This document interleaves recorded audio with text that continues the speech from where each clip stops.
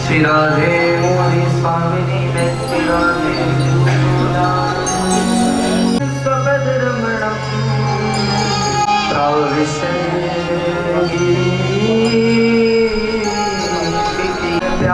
श्री राधिका सधूला श्याम में समा।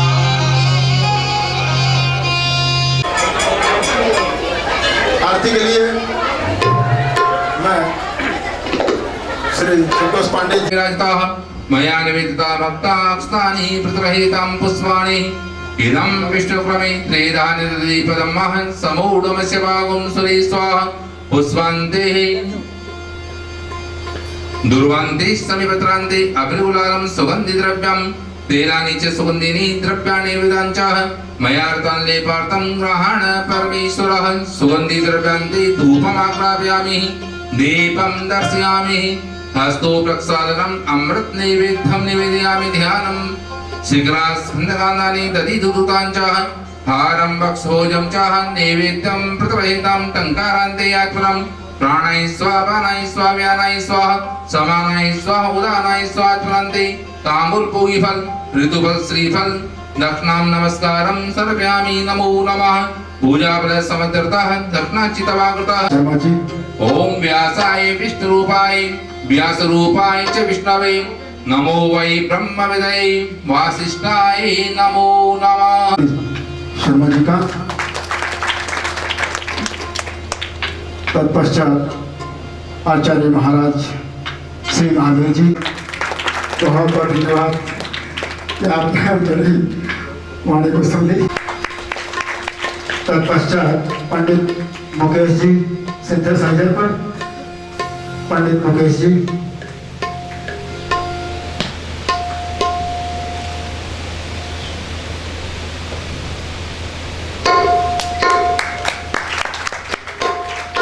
पंद्रह संकट दे रहे हैं। पंडित देवेंद्र दरबार में सभी के लिए तालियां।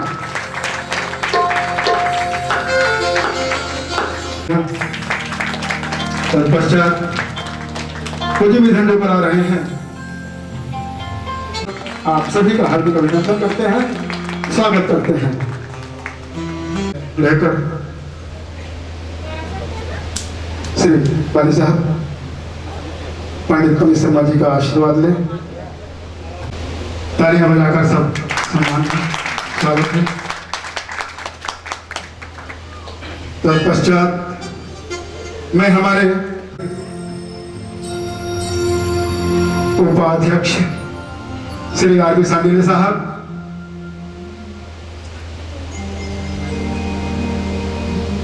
सचिव एवं कोषाध्यक्ष हमारे श्री के राय जी,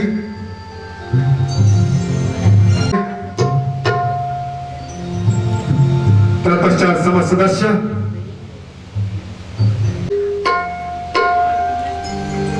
हरि सिंह जी,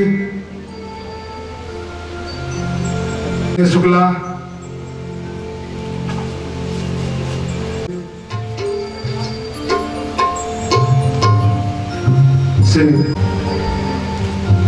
श्री महेश शर्मा जी,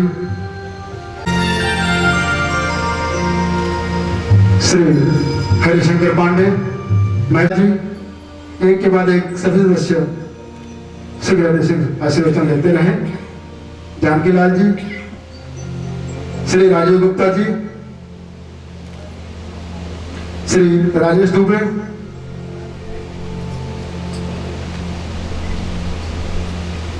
श्री हरिओम सिंह भदौरिया आशीर्वचन लेते रहे।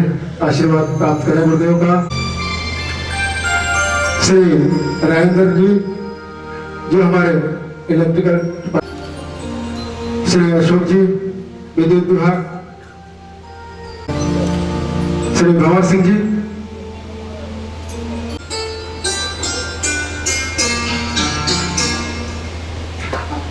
जैसा कि आप सभी को जानकारी थी, आज की कथा में गजब और श्री रामचरित्र कृष्ण जन्म नंदोत्सव मनाया जाएगा।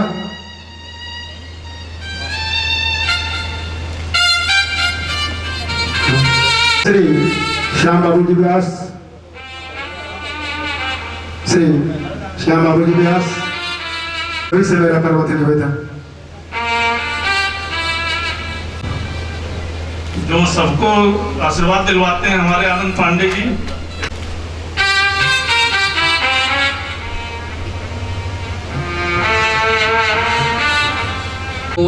सूर्यो वजायत श्रोत्रान् द्वाइश प्राणश मुखं दलिरजायत। ये बिहारी तेरी आरती गाऊं, के बिहारी तेरी आरती गाऊं, आरती गाऊं प्यारे तुम्हें मनाऊं, आरती गाऊं प्यारे तुम्हें मनाऊं, बाकी बिहारी तेरी आरती गाऊं, बाकी बिहारी तेरी आरती गाऊं, मोरे मुकुट से शीश पे सोहे, मोरे मुकुट से सोहे, बन बन जाऊं, बाकी बिहारी तेरी आरती गाऊं, बाकी बिहारी तेरी आरती गाऊं, चरणों से निकली है गंगा प्यारी, चरणों से निकली है गंगा प्यारी, जिसने सारी दुनिया तारी, जिसने सारी दुनिया तारी, उन चरणों के मैं दर्शन पाऊं, बाकी बिहारी तेरी आरती गाऊं, बाकी बिहारी तेरी आरती गाऊं, राष्ट्रीय रास के माते आते हो, राष्ट्रीय रास के माते आते हो, सुख दुख जीवन प्यारे साथ आपे हो, सुख दुख जीवन प्यारे साथ आप हो, हरि चरणों में शीश झुकाऊं, हरि चरणों में शीश झुकाऊं, बाकी बिहारी तेरी आरती गाऊं, बाकी बिहारी तेरी आरती गाऊं, श्री हरिदास के युगल छवि पर जाऊं, बाकी बिहारी तेरी आरती गाऊं, बाकी बिहारी तेरी आरती गाऊं, आरती प्यारे तुम्हें मनाऊं, बाकी बिहारी तेरी आरती गाऊं, बाकी बिहारी तेरी आरती गाऊं, तेरी आरती गाऊं, तेरी आरती गाऊं, तेरी आरती गाऊं। ओम अस्तु प्रक्षालनं जलार्धकम् ओम देव शान्तिरन्तरिक्षं शान्तिः पृथिवी शान्तिरापः शान्तिरूपदः शान्तिः वनस्पतयः शान्ति विश्वे देवाः नरः तेहनाकं महिमानः सचन्द्र यत्र पूर्वे साध्याः सन्ति देवाः। ओम राजाधिराजाय प्रसय्यसायिने नमो वयं वै श्रवणाय पुष्पाञ्जलिः समर्पयामि नमो नमः।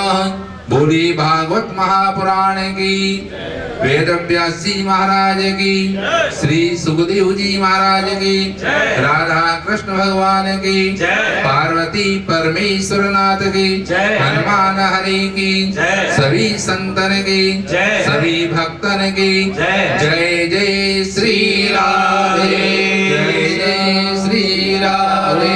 नमः पार्वती पतये, हर हर महादेव शंभो। सभी भक्तजन अपना अपना स्थान ग्रहण करें।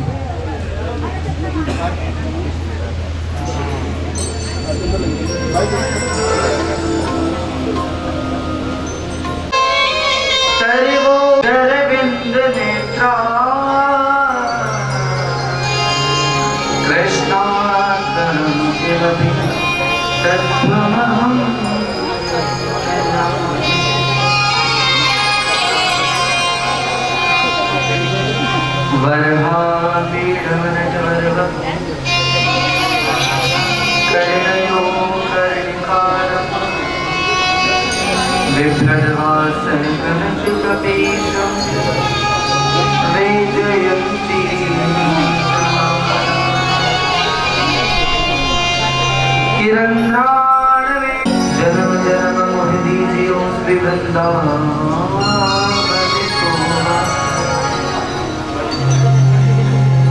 कि जय जय श्री राधा रमण, जय जय नवले किशोर, जय गोपी चित चोर।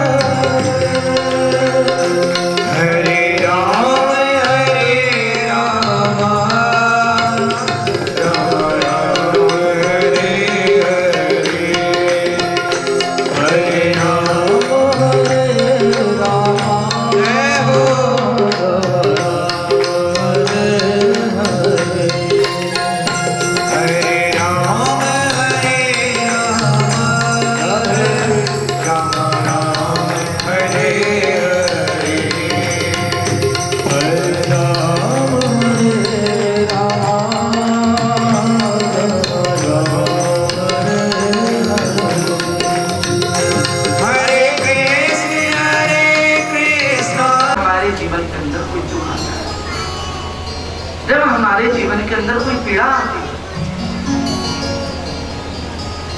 दुख में सुमिरन सब करे, सुख में करे न कोई।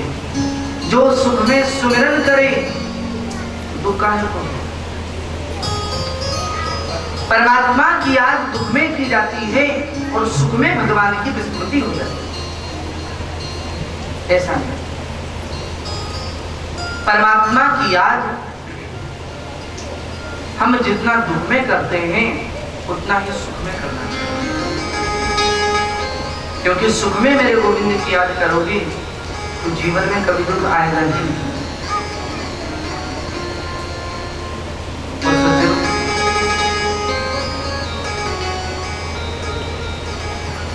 परमात्मा के नाम को भूल जाना, भगवान के नाम की विस्मृति हो जाना, ये सबसे बड़ी विपत्ति हमारे जीवन में।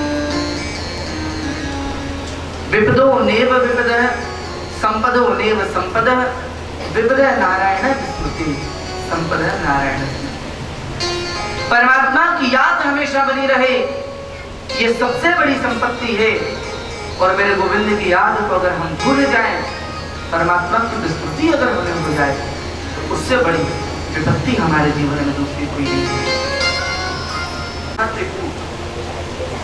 दरअसल में पर्वत का नाम है कूट, लेकिन पर्वत में शिखर जो है वह 3 प्रकार के हैं, तो इसलिए पर्वत को त्रिकूट नाम से संबोधित किया है। और उस त्रिकूट पर्वत की मंगलमयी कंदरा में एक हाथी रहता था, और उस हाथी का नाम था गजेंद्र। गजराज गजेंद्र के नाम से हाथी को विभूषित किया गया। गजेंद्र का अर्थ होता है हाथियों का राजा, और गजेंद्र का बड़ा ही छोटा परिवार था। गजेंद्र के 50 पत्नियां और 150 बेटे थे। और गजेंद्र जब अपने परिवार के साथ में वन में भ्रमण करने के लिए निकलता, तो जितने भी छोटे मोटे जीव हैं बस सब उसके जय जयकार लगा। और गजेंद्र के मन में अभिमान की उत्पत्ति हुई, और गजेंद्र अपने आप को जंगल का राजा समझने लगा। बड़े बड़े सिंह को उससे डरते हैं, ऐसा वो सोचने लगा।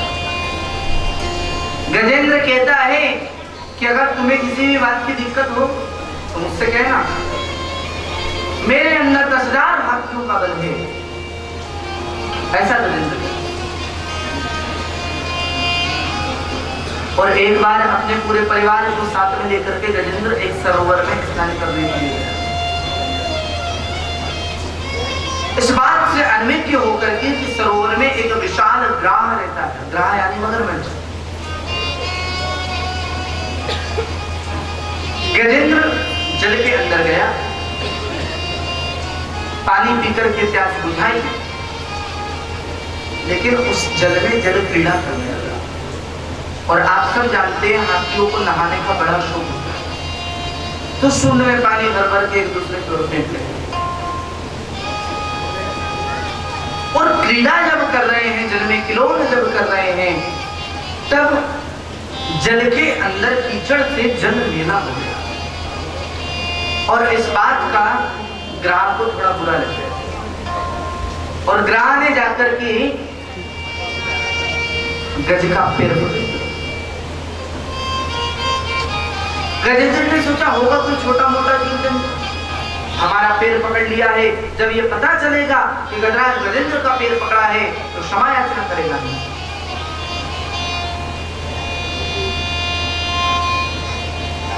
लेकिन जब ग्राह ने गज के पैर के रक्त का शोषण करना शुरू किया, ग्राह ने गज के पैर के खून को जब चूसना शुरू किया, तब गज को ये लगा कि मैं निर्बल हो रहा हूं।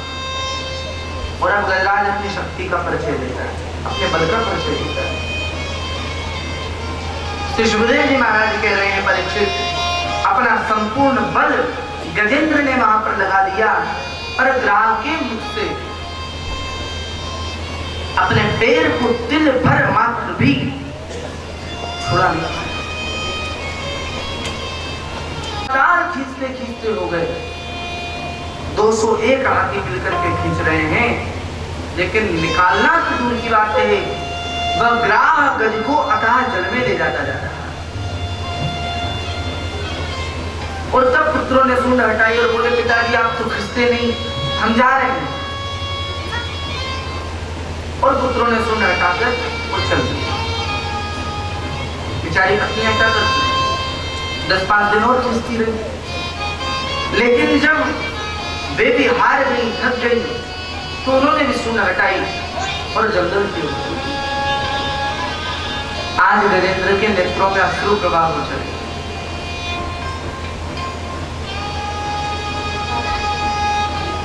कि मैंने जिस परिवार को अपने प्राणों से बढ़कर के माना, मैंने जिस परिवार को पाला पोसा, आज वही परिवार मेरे संकट की घड़ी में उससे मुंह फेर करके चला गया।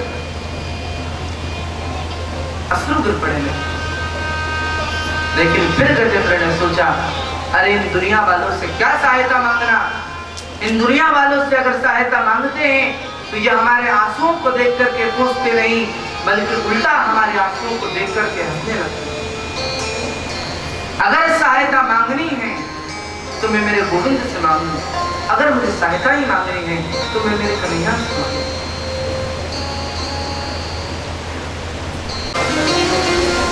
समादाय मनोहरि जजाप परमं जाम्यं प्राग जन्मनि विश्वितं। हाथी ने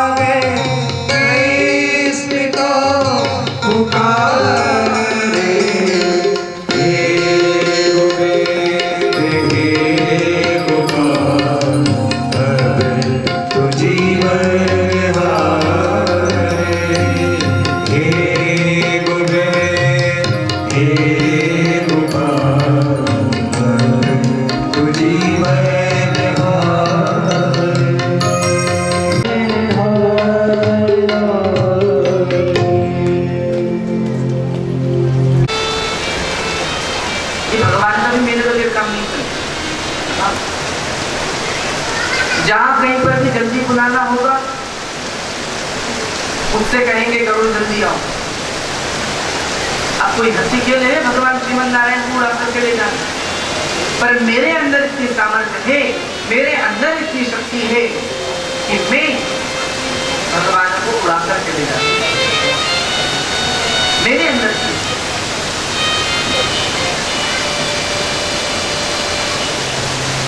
भगवान ने सोचा कि उस गज को बाद में बचाएंगे, पहले ये जो गरुड़ को अभिमान रूपी ग्रह ने पकड़ा है इसे बचाना आवश्यक है।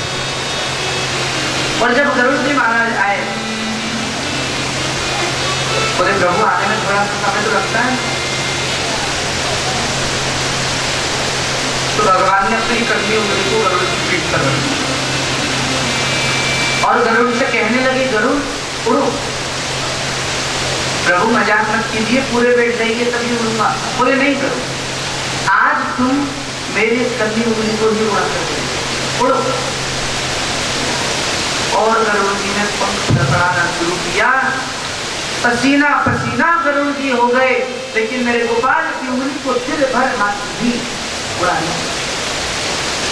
भगवान बोले अभिमान करता है, अरे तुम क्या मुझे उड़ा करके ले जाओगे गरुड़?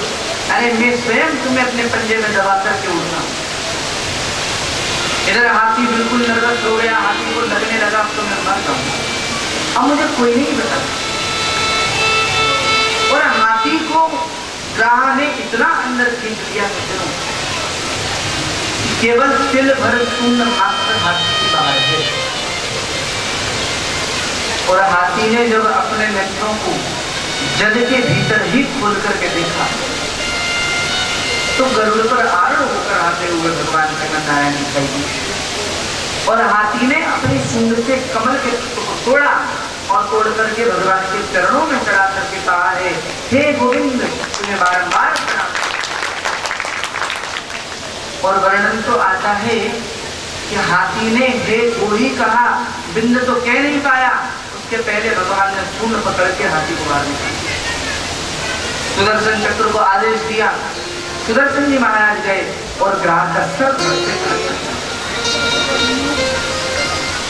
भगवान। और सज्जनों, जो लक्ष्मी को पाने की चाह रखते हैं, लक्ष्मी उनको नहीं, लक्ष्मी उनके पास में नहीं आती। लेकिन जिनके मन में लक्ष्मी की चाह नहीं होती, लक्ष्मी बिन बुलाए ही स्वयं चल करके उसके पास में जाती।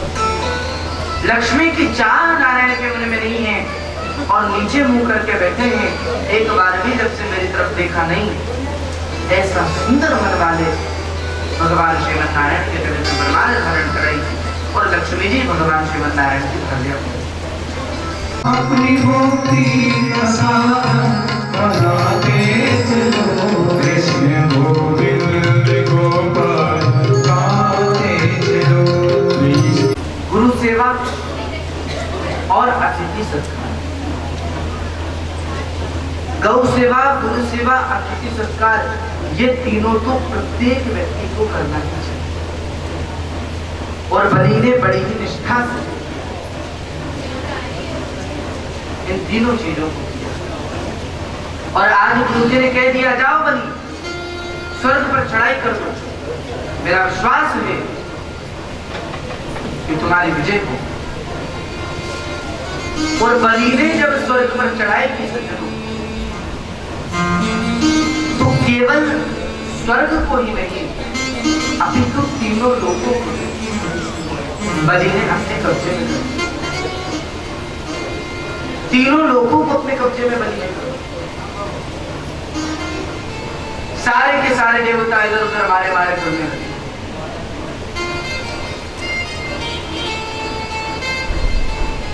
और अगर पुत्र के जीवन में संकट आता है ना, तो सबसे ज्यादा कष्ट मां को। देवताओं की मां का नाम है अदिति। अदिति महारानी अपने महल में व्याकुलता से विराजमान। तभी कश्यप जी महाराज का आगमन हुआ और कश्यप जी कह रहे हैं, देवी क्या बात है, आखिर आज आप इतनी व्याकुल क्यों है?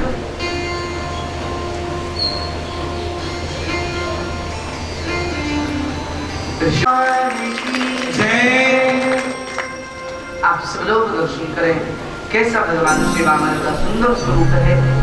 छोटे छोटे भगवान के हाथ, श्री राधे राधे, छोटे छोटे भगवान के पैर हैं और छोटा सा मुखारविंद है।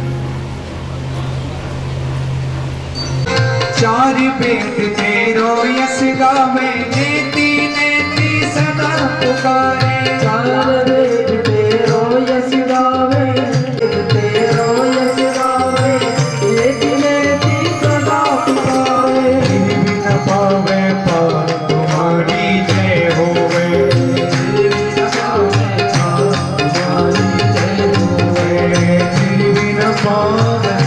तुम्हारी जय होवे, बिन पावे तुम्हारी जय होवे। जय हो मैं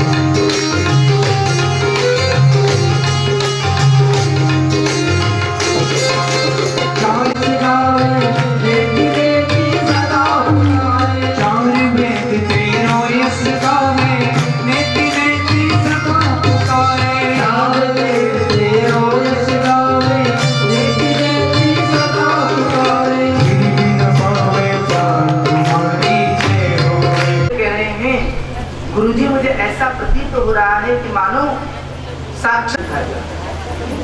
तो मैं इसे क्या दिखाऊं? कहाँ रहते हैं, आपके माता पिता कौन है और आपका आश्रम किस जगह पर?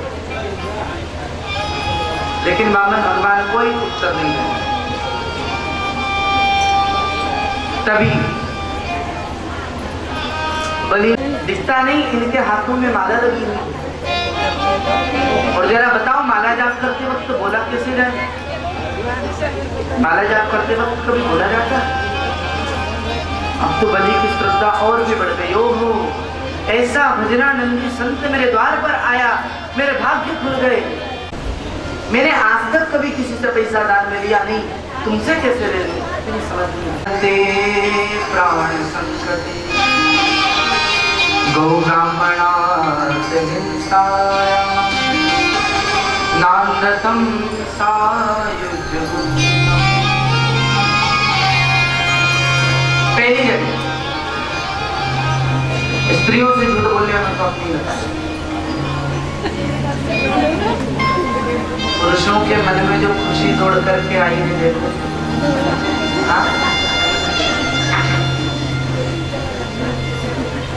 ऐसा क्यों?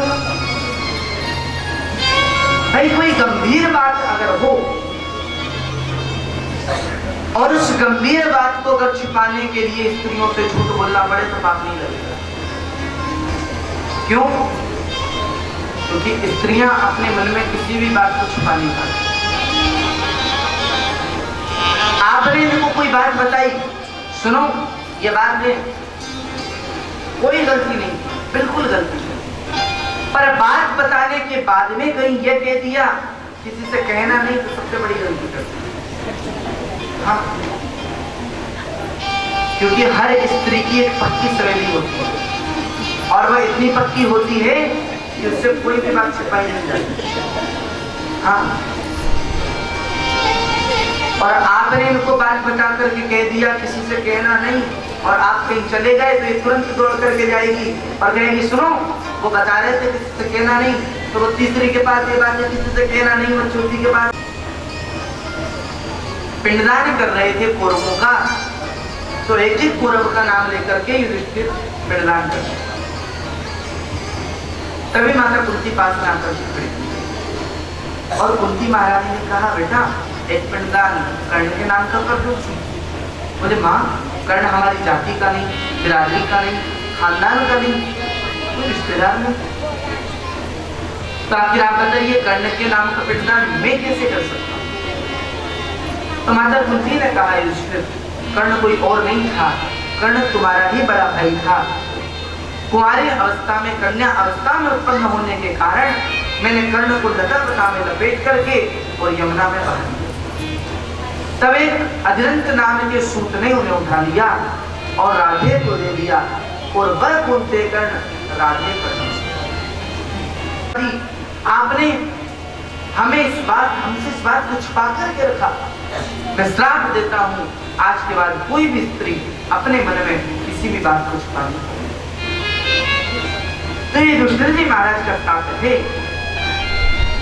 कि स्त्रियां अपने मन में बात को छुपा नहीं पाती। कल लोक पर रखा है, दूसरा सीधे ब्रह्मलोक पर, और दो ही पैर में पूरी त्रिलोकी बना। ब्रह्मा जी के लोक में जब पैर रखा गया तो ब्रह्मा जी ने भगवान के चरणों को धोया और चरणों को धो करके वह चरणों तक अपने कमंडल में एकत्रित कर दिया। श्रमजल बिंदु कमंडल राख्यो, भगवान श्री वामन के चरणों का जल ही महारानी गंगा है, जिस गंगा को हम अपने सर पर स्पर्श करके अपने आप को कृतार्थ मानते हैं। धन्यवाद। आपने अभी तक मेरे धन को ही तो नापा है प्रभु, मुझे जरा ये बताइए धन बड़ा होता है या धन का मालिक बड़ा होता है? अरे धन का मालिक धन से 100 गुना ज्यादा बड़ा होता है। और बलि महाराज की सर के ऊपर जब भगवान वामन ने चरण रखा तो वामन भगवान के नेत्रों से अश्रु प्रवाह हो चले और कहते हैं बारे बलि आया था मैं तुझे छलने, पर तूने मुझे ही छल दिया। मुझे वरदान देना चाहते हैं तो यही वरदान दे दो कि जब जब मैं अपने महल के बाहर निकलूं और जब जब अपने महल के अंदर आऊं तब तब मैं आपका दर्शन करूंगा। भगवान बोले क्या मतलब, हम तुम्हारे चपरासी हो जाएं? बोले मैंने ऐसा, प्रभु मेरे मन में तो इच्छा यही थी, पर जैसा आपको उचित लगे। भगवान ने कहा बलि सबसे श्रेष्ठ अवतार है वो राम कृष्ण दो एक हैं, अंतर नहीं निमेश, इनके नयन गंभीर हैं। राम और कृष्ण में किसी भी प्रकार का कोई भी अंतर नहीं है। आदरणीय सुखदेव जी महाराज ने राम कथा कही, लेकिन संक्षिप्त में, क्योंकि राम कथा में मन लग जाए तो फिर आगे कृष्ण कथा कहनी है और समय है 7 दिन का, तो संक्षिप्त राम कथा कही और आगे बढ़ गए। लेकिन राम कथा कहना भी जरूरी था। क्यों? क्योंकि मेरे गोपाल का चरित्र इतना टेढ़ा है कि जब तक राम के चरित्र की मर्यादा के चश्मे से कृष्ण चरित्र को नहीं देखा जाएगा, कृष्ण चरित्र हमें समझ में ही नहीं आएगा। मार डाले, लेकिन अगर मेरा कोई अपराध नहीं तो परमात्मा मेरी रक्षा करे। और तभी सुदर्शन जी महाराज का आगमन हुआ और सुदर्शन जी ने कक्षा को जला करके, अब सुदर्शन जी पीछे दुर्वासा के पड़ गए और दुर्वासा ऋषि भागने लगे। भागते भागते संत दुर्वासा शंकर भगवान की तरफ पहुंचे और बोले भोले बाबा मेरी रक्षा कीजिए। शंकर जी बोले भगवान के भक्त के अपराध करने वाले को तो मैं भी नहीं बता। ब्रह्मा जी के पास गए, उनसे भी यही जवाब मिला। ब्रह्मा जी बोले नारायण के पास ही जाकर के देखो, शायद कोई उपाय मिल जाए। तो नारायण के पास गए तो भगवान बोले अपराध मेरे भक्तों का करते हो, क्षमा मुझसे मांगते हो, जिसका अपराध किया है उसी से जाकर के क्षमा मांगते। और 1 वर्ष घूमते घूमते हो गया। 1 वर्ष बाद अम्बरीश के यहाँ पर जब पहुंचे तो सज्जनों अम्बरीश आज भी चरणामृत हाथ में ही लेकर के खड़े हैं कि कल संत दुर्वासा आए, मुझे आज्ञा दें और मैं चरणामृत का पान। अम्बरीश के चरणों में गिर करके दुर्वासा ने प्रणाम करना चाहिए। अम्बरीश ने रुक अम्बरीश मेरी रक्षा करो। तो अम्बरीश ने हाथ जोड़ करके कहा अगर मेरे संत और परमात्मा ने कोई अंतर न समझा हो तो सुदर्शन जी लौट करके वापस आए और सुदर्शन जी वापस लौट करके।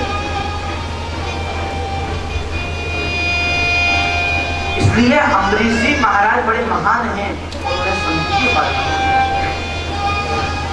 आगे चलकर के इस मंच में युवनाश्व राजा का आगमन हुआ। बड़े प्रतापी राजा युवनाश्व, लेकिन सज्जनों एक विशेषता जरूर है, चाहे वो सूर्यवंश हो चाहे वो चंद्रवंश हो। क्या विशेषता है?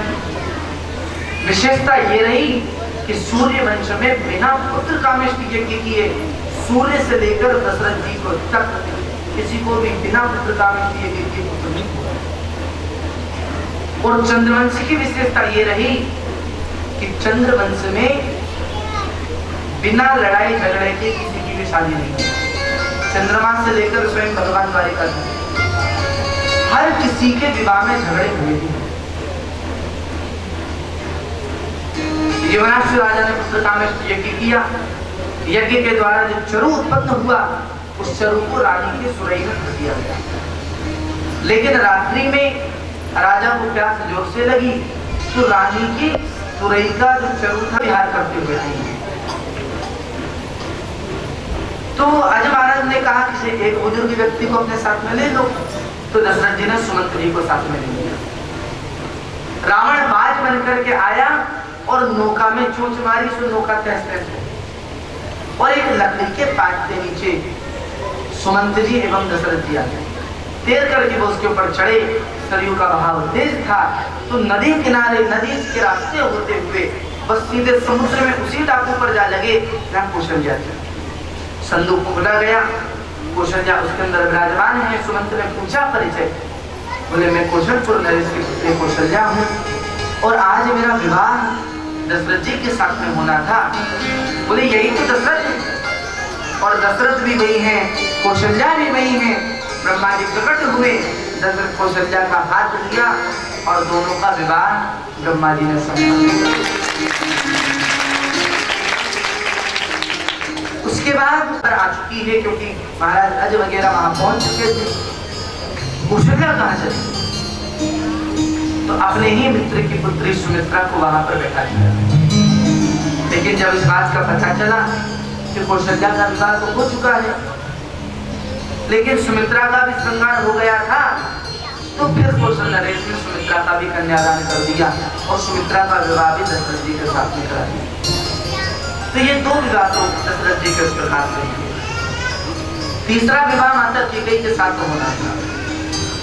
तो राजा दशरथ एक बार अपनी सेना को लेकर के और स्वर्ग में जा रहे थे देवताओं की सहायता करने के लिए, देवदानव। तो राजा दशरथ जब अपनी सेना को लेकर के जा रहे थे, तो कश्मीर प्रदेश के राजा ने सोचा कि दशरथ राजा ने हम पर चढ़ाई कर दी है और वह हमारा राज्य लेना चाहते, क्या करे? दशरथ से जीत तो सकते नहीं, क्यों ना संधि कर ली जाए। तो पहले अपनी पुत्री का विवाह राजा के साथ में करने से संधि कर दी जाए। तो अपनी पुत्री कैकेयी का विवाह राजा दशरथ के साथ में किया और इस प्रकार से राजा दशरथ के तीनों विवाह संपन्न। तीनों रानियां गर्भवती हुई हैं और पूरी की पूरी अयोध्या आज दुल्हन की तरह सजाई जा रही है। गोस्वामी बाबा वर्णन करते हैं श्री रामचरितमानस में।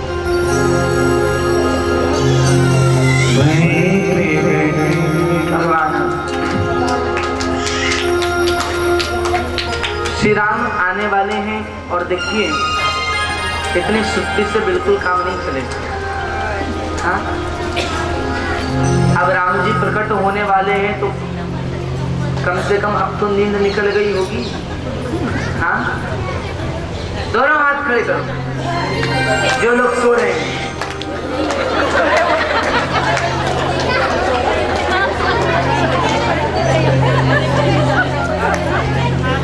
भगवान आने वाले हैं। आज नवमी तिथि और चैत्र मास शुक्ल पक्ष अभिजीत मुहूर्त गोस्वामी नवमी तिथि मधु मास पुनीता। नवमी तिथि मधु मास पुनीता। नवमी तिथि मधु मास पुनीता। नवमी तिथि मधु मास पुनीता। जित है प्रीता शुक्ल पक्ष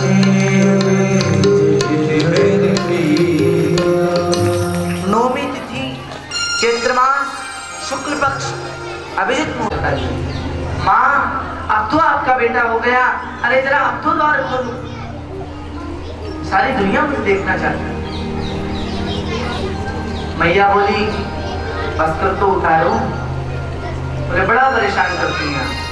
पहले कहती हैं 2 हाथ हटाओ, फिर कहती हैं छोटे हो जाओ, अब कहती हूँ निर्वस्त्र हो जाओ, काय को होवे नंगे हम नहीं होंगे। लेकिन माँ ने जब ज्यादा आग्रह किया, जब छोटे हो गए तो निर्वस्त्र होने में क्या जाता है, हो गए। बोले माँ अब तो आपका बेटा हो गया, अरे अब तो द्वार खोलो। मैया बोली रो तो सही।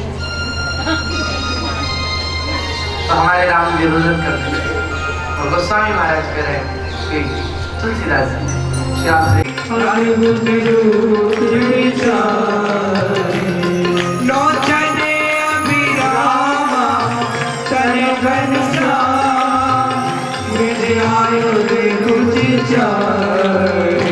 भूषण बनवारा नयन विसारा शोभा निखरा करे जोरी आस्तुति कोरी करो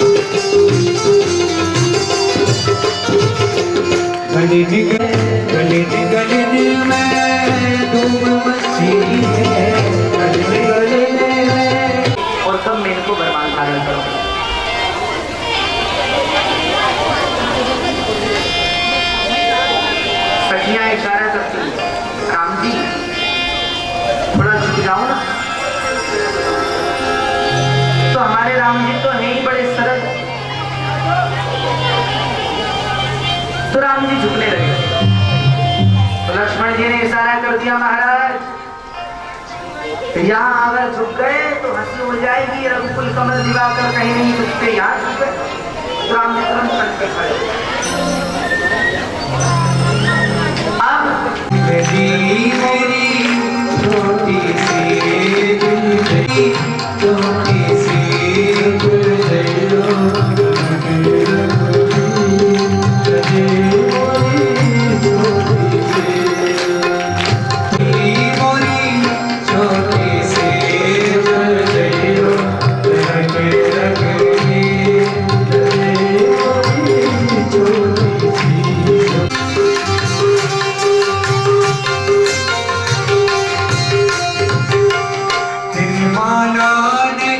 झुककर उठाने का प्रयास किया, पर हार राम सिया राम जय जय राम, राम सिया राम जय जय राम, राम सिया राम जय जय राम। ओ जय रघुनाथ जनकी किशोरी। विवाह आज संपन्न हुआ है। सज्जनों, विवाह तो हो गया, पर धनुष टूटते ही परशुराम जी महाराज का भी तो इसमें बोल गए। राम ने कहा, लक्ष्मण, बोले महाराज ये आपकी भाषा समझने वालों में से नहीं है, यानी कि और हमारी भाषा काफी मिलती जुलती है, हम दोनों को भाषा करनी है। जनक जी को तो गुरु जी जाने, जनक जी जाने, तुम्हें बीच में करने की क्या जरूरत है? कौन है ये छोटा सा बालक जो परशुराम के सामने बोल रहा है मेरे गुरु का धनुष तोड़ दिया? अरे बोले बाबा, हमने तो बचपन में खूब नए नए धनुष तोड़े, तब तो तुम आए नहीं, और जो पुराना धनुष टूट गया और इसका बड़ा दुख करते हो, शोक मनाते हो। परशुराम जी बड़े क्रोधित हो गए, बार बार में फरसा निकालता।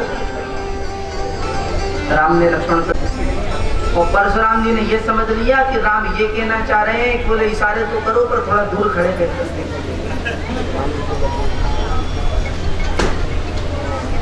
परमात्मा श्री राम ने परशुराम जी को अपना दिव्य स्वरूप का दर्शन कराया और परशुराम जी वहां से लौट करके वापस चले।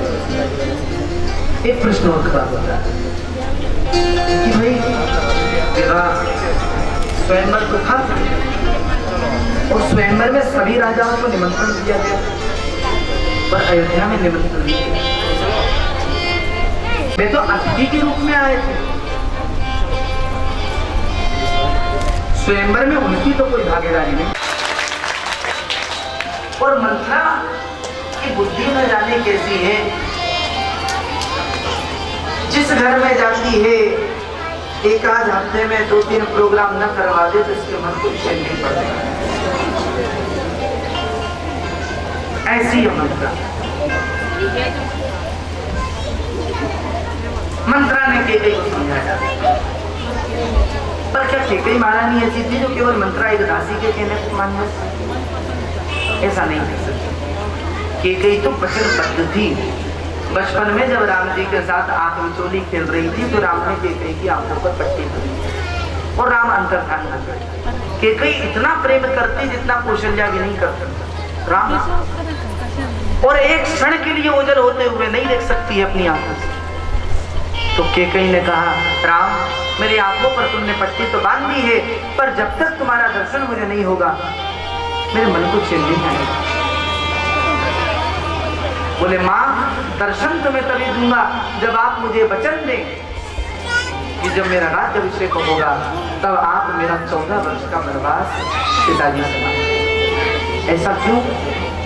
ऐसा इसलिए क्योंकि मेरा इस अवतार लेने का कोई मंतव्य है, दुष्टों का संहार मुझे करना है, और जब तक मैं अवध से बाहर नहीं निकलूंगा तब तक ये सब कैसे होगा? इसलिए आप मुझे वचन दीजिए। और केकई ने वचन दिया। सज्जनों, ये केकई का सबसे बड़ा त्याग था,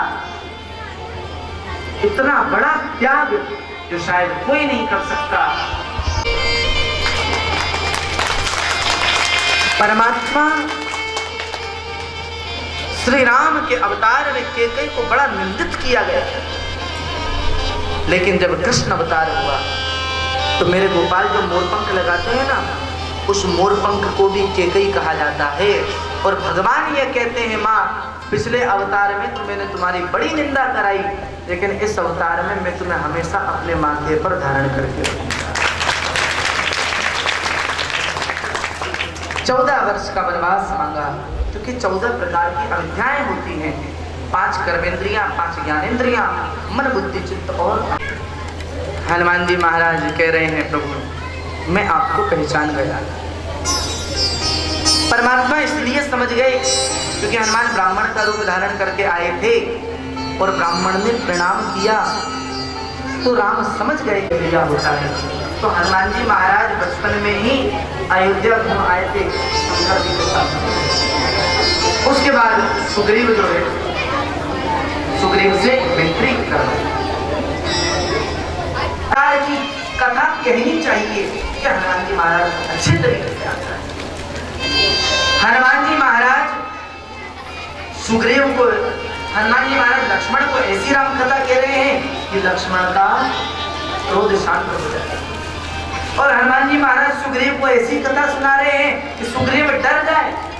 हनुमान जी महाराज सीता को ऐसी कथा सुना रहे हैं कि सीता शोक से व्याप्त न हो, सीता प्रसन्न रहे। और हनुमान जी महाराज रावण को ऐसी कथा सुना रहे हैं कि रावण डर के मारे कांप रहे। सज्जनों, बानर भालू आदि की टोली बनाई गई, भेजा गया अलग अलग दिशा में, पर राम को इस बात का विश्वास था कि हनुमान ही ऐसे व्यक्ति हैं जो सीता का पता लगा कर क्या सकते हैं। तो श्री हनुमान जी महाराज को अपनी वह मुद्रिका जो सीता केवट को दे रही थी उस समय, वही मुद्रिका समर्पित थी और कहा, जाओ हनुमान सीता का पता लगा करके।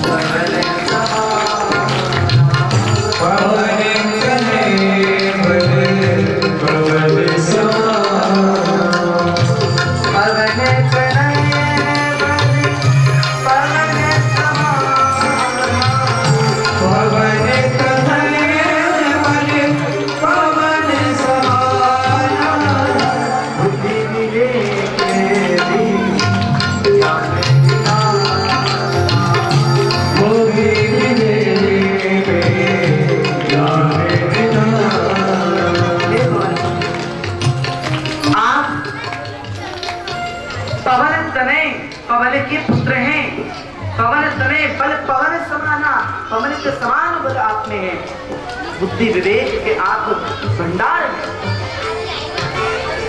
लेकिन हनुमान जी को कोई भी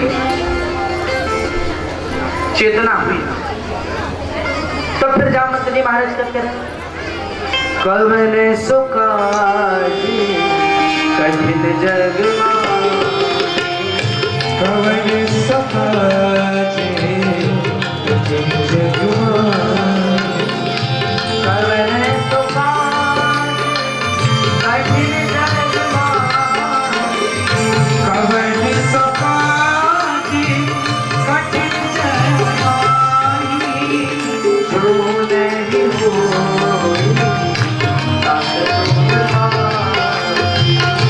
जो नहीं होई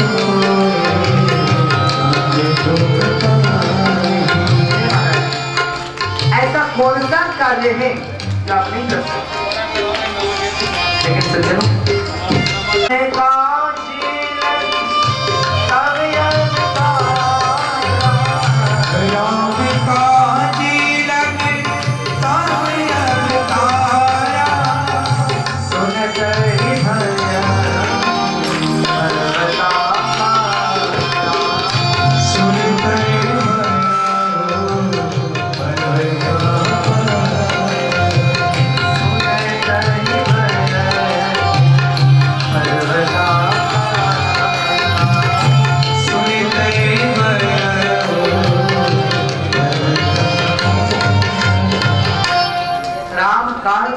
तब अवतारा।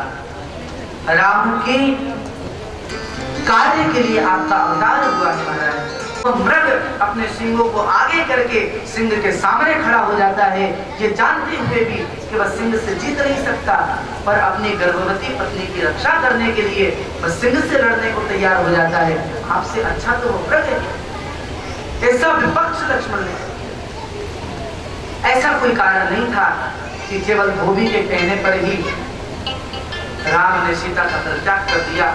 इसका दूसरा कारण यह था कि जब राज्याभिषेक हुआ तो स्वर्ग से दशरथ जी उतर के आए थे और दशरथ जी महाराज ने कहा था, राम मेरी मृत्यु अकाल हुई थी और मेरी उम्र पूरी न हुई, इस वजह से मैं वैकुंठ नहीं जा सकता। अगर तुम मेरी उम्र का उपभोग करो तो मैं यहाँ से सीधा वैकुंठ चला जाऊंगा। राम ने आज्ञा मानी और अपने पिता की उम्र का उपभोग राम ने किया। और अगर अपने पिता की उम्र का उपभोग कर रहे हैं तो उस समय राम राम नहीं, राम दशरथ हैं, इसलिए राम जी ने सीता का परित्याग कर दिया। उसके बाद 13 लवकुश आदि को जन्म दिया और 13 सीता की प्यारी सीता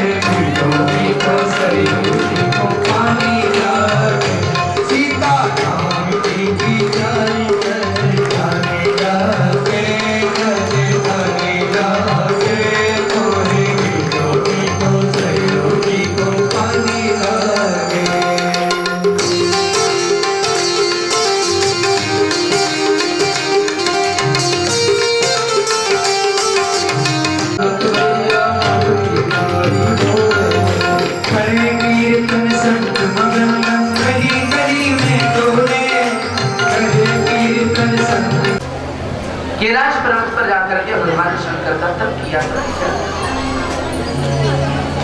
और भगवान शंकर की तपस्या करने के बाद शिवजी के द्वारा एक धनुष कंस को मिला और कहा शिवजी ने, कंस वैसे तो नारायण के अलावा इसे कोई नहीं तोड़ेगा, लेकिन जो इसे तोड़ेगा मैं तुम्हें नहीं छोड़ेगा। नारायण के अलावा इसे कोई तोड़ नहीं सकता, जिसने इसे तोड़ दिया वो तुम्हें छोड़ नहीं सकता।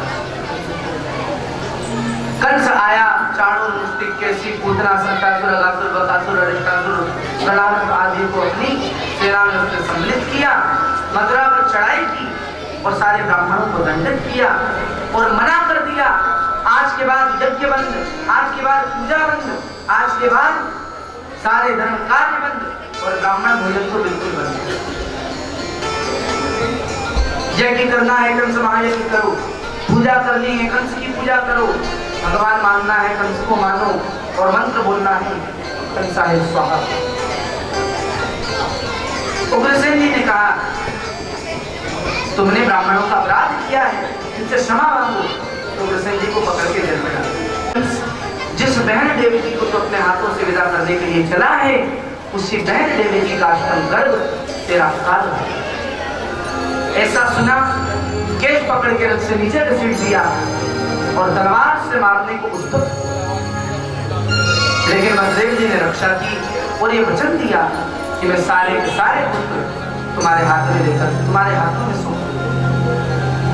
कारागृह में डाल दिया, हथकड़ियां बेड़ियां डाल दी गई और सज्जनों, कारागृह के अंदर बसदेव देवकी को रखा। पहले को क्यों मारूं, और उसके मन में न जाने क्या आया कि उसने उठा करके दीवार पर फेंक दिया। इससे पहले पुत्र की मृत्यु हुई। 1 से लेकर 6 पुत्रों को दुष्ट कंस ने मार डाला।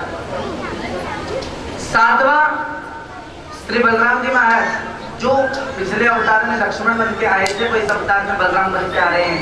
ये शेष जी के अवतार है। कन्हैया ने सोचा बलराम जी आ रहे हैं और पिताजी को जन्म होते ही मार डाल, मामा जी को जन्म होते ही मार डालती। तो वैष्णवी माया पुत्र वैष्णवी माया को आदेश देकर के देवकी के गर्भ से बलराम को निकाला और रोहिणी के गर्भ में डाल दिया। कैसा होगा? काला काला होगा, मुर्गी वाला होगा। कैसा होगा? और काला काला होगा, मुरली वाला होगा, देखने में छोटा पर पेट में 1.5 हाथ की दाढ़ी वाला होगा। काला काला होगा, मुरली वाला होगा। अब तो कंस को इतना डर लगने लगा कि कंस सारी मेहनत से काली की। एक बार भोजन कर रहा था, दाल में जीरा दिख गया तो 10 फीट दूर जाकर के गिरा, हटाओ से मार डाले गए थे। और अब कोई शोरगुल नहीं, अब ज्यादा हल्ला मचाओगे तो कंस मामा जाग जाएगा और आपके साथ मेरा भी कल्याण कर देगा। सज्जनों, भगवान प्रभु का अवतार हो चुका है। वसुदेव जी भगवान शंकर लेकर नंद बाबा का बुझा रहे हैं।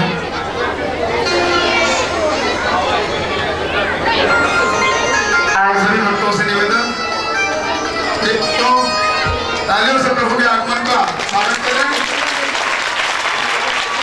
जय श्री कृष्ण।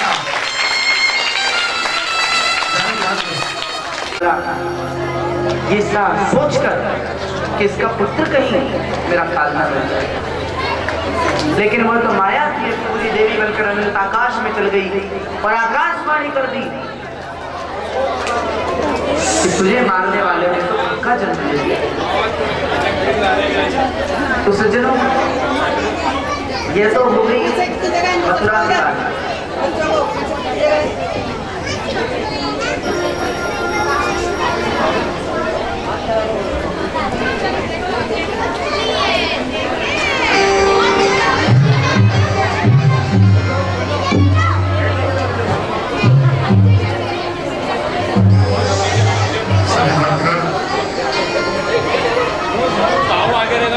क्या कर रहे हो तुम? ये तो हुई मथुरा की बात। अब गोकुल चले कन्या का जन्मोत्सव मनाने के लिए? चले? थोड़ा जोर से तो बोलो।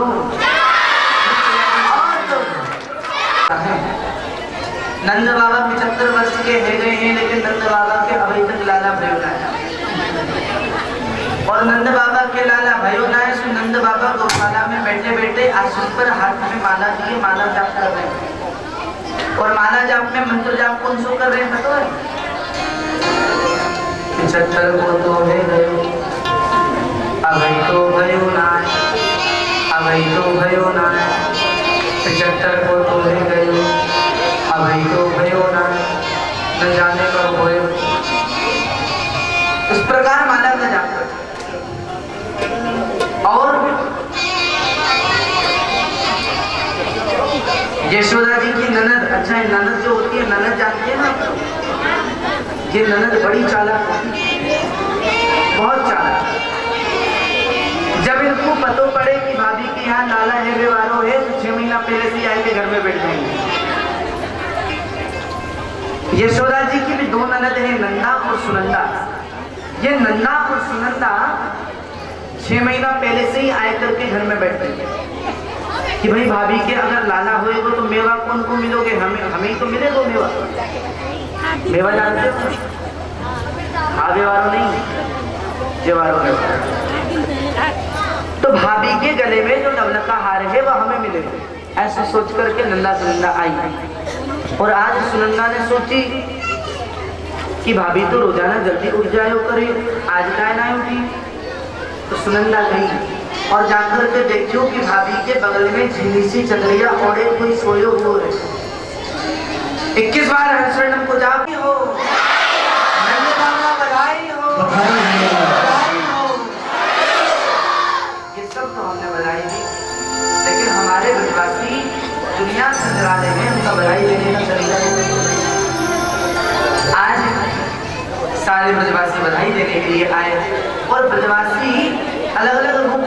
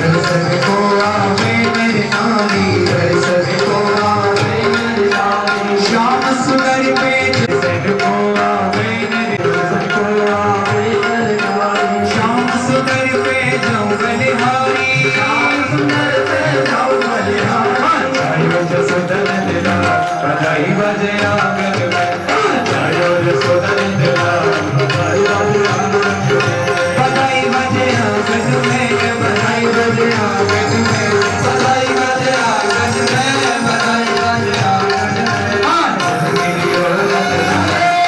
बजे आंगन में बधाई बजे आंगन में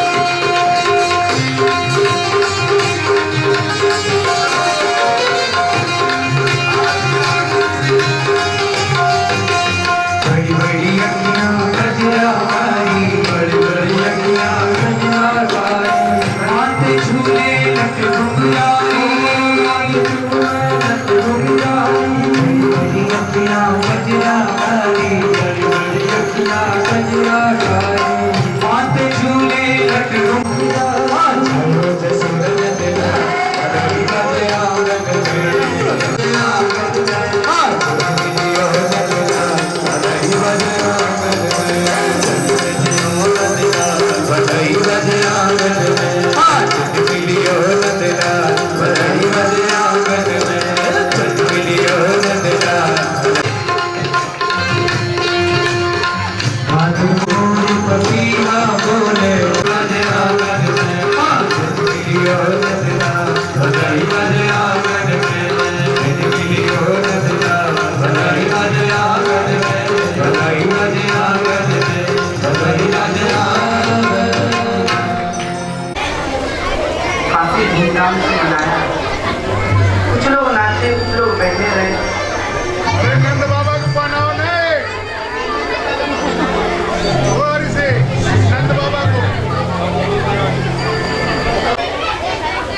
राम जन्मोत्सव पर ही आप लोगों को कह दिया था जब कृष्ण जन्मोत्सव होगा तब सब लोगों को खड़े होकर के और कन्हैया के दरबार में थोड़ा बहुत नृत्य तो करना ही पड़ेगा।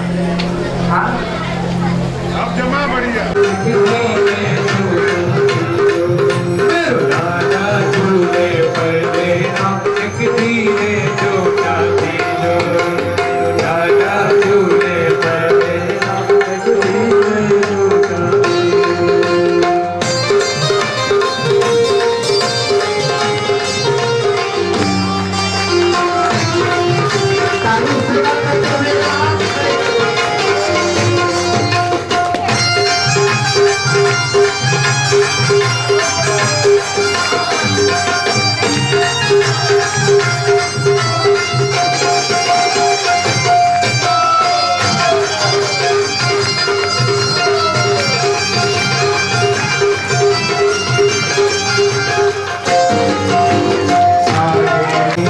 झूले पर लेना एक धीरे छोटा दीजिए कन्हैया झूले पर लेना एक धीरे छोटा दीजिए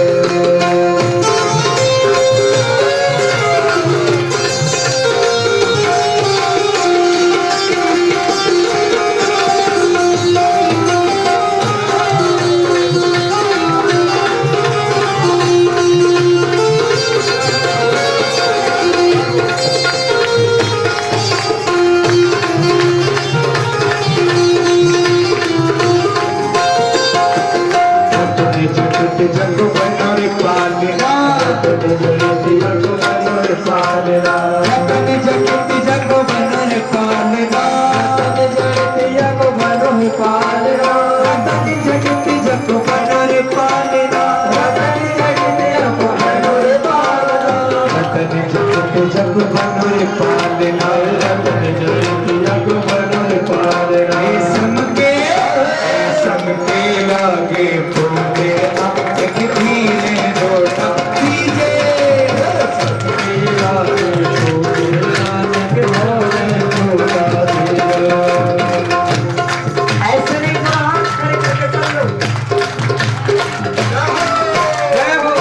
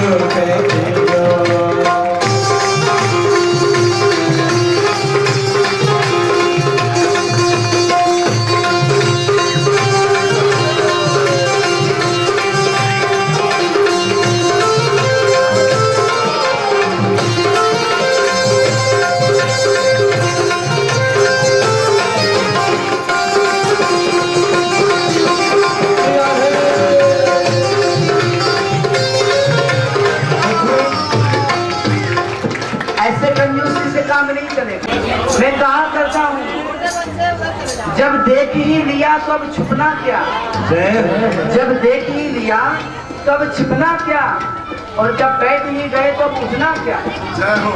जब देख ही लिया तब छिपना क्या, जब बैठ ही गए तब उठना क्या, और जब प्रेम गली में आ ही गए तो बढ़ते रहो अब रुकना क्या। ऐसे नहीं, दोनों हाथ खड़े करके।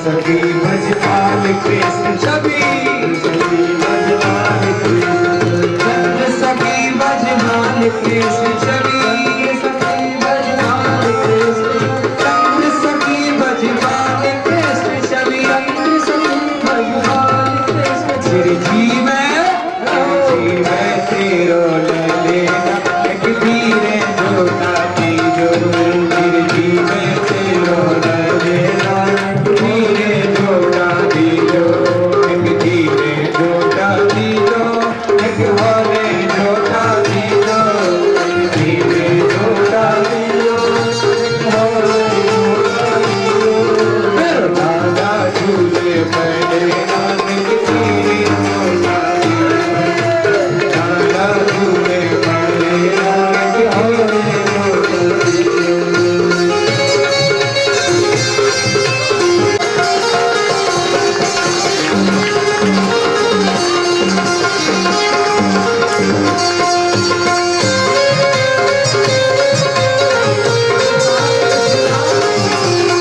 पवन बिहारी लाल की जय, श्री राधे रानी सरकार की जय, जय श्री राधे।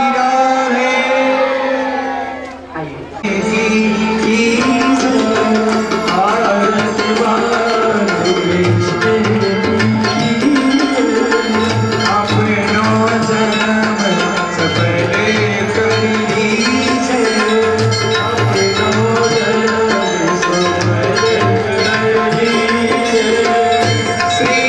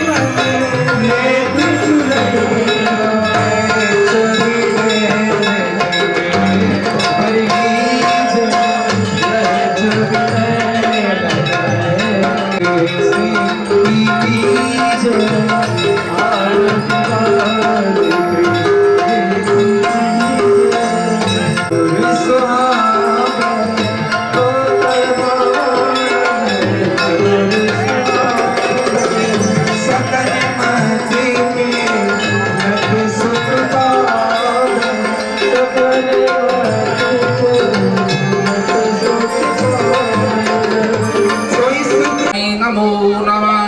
बोली भागवत महापुराण की, बालकृष्ण लाल की।